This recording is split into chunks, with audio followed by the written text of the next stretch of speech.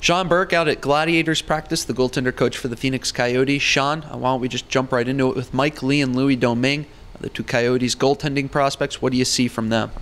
Well, we're happy. We've got what we consider some really good prospects, and Mike's a kid that's coming out of college, who we felt as a third-round pick, has a lot of upside to him, and really competitive, works hard, has a good head for the game, and we needed him to get out of college into a league where he plays a lot of games and starts to become a pro. And so far he's done a great job, and he'll work hard all along here to make himself the best player he can. And Louis, very similar, kid out of junior who's turning pro, a lot of upside with him, big kid. He's played for Patrick Waugh, so he's had a lot of good experience in the past, and both guys, we just need them to develop, and down in this league they're going to get that chance. At Gladiators practice today, what's your goal? Just trying to see these guys in action, see where they're at? Yeah, we obviously don't have a lot else going on right now in the NHL, so it's an opportunity for our coaching staff to get around to some of the other leagues and see our prospects, see our young players. So for me, I haven't seen an East Coast Hockey League game in a long time, and I've been very impressed down here, just the facility and the way this team is being run, and I think it's a great situation for our young players, and I just want to come down and see that firsthand. And while we're talking about the ECHL, the league's obviously grown quite a bit, but how do you see it factoring in the development of goaltenders in the future? Well, there's a lot of good goaltenders around, and as we found, when you have some good prospects, there's not a lot of spots in your organization. We had one spot in Portland in the American League, which Mark Vicentin's up there right now, and he's another young goalie for us. So the ECHL is really important for goalies because there's spots for guys to play, hopefully, but also the hockey. They're going to get a lot of opportunities, the schedule, a lot of games in a short amount of time. So for guys you want to develop into the next level, you get a real good handle on them and how they can handle this. As far as Mike and Louis are concerned, long-term potential for those guys as you see it?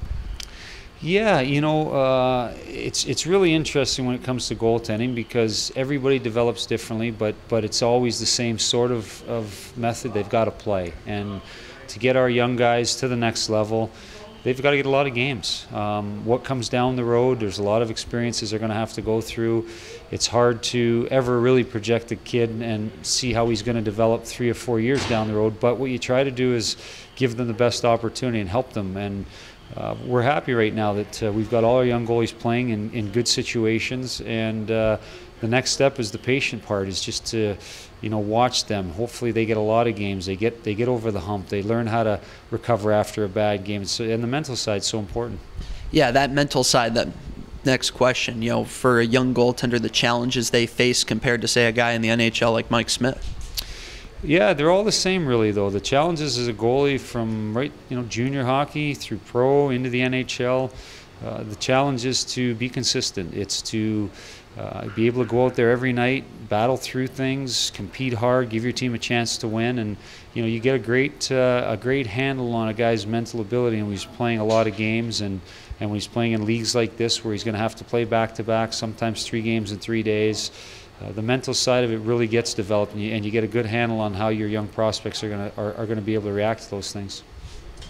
Being a goalie coach, what are the differences working with an NHL goaltender, Mike Smith, a guy that you've done some very good work there in Phoenix, versus a Mike Lee or a Louis Domingue?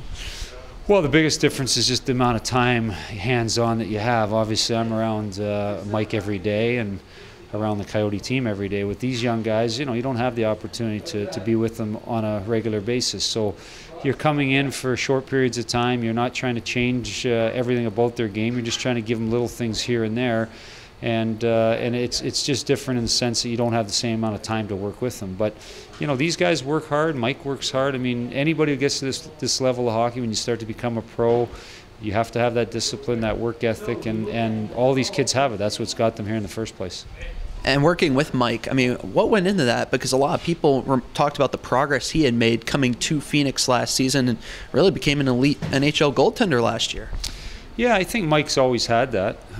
He's shown flashes at it other times in his career.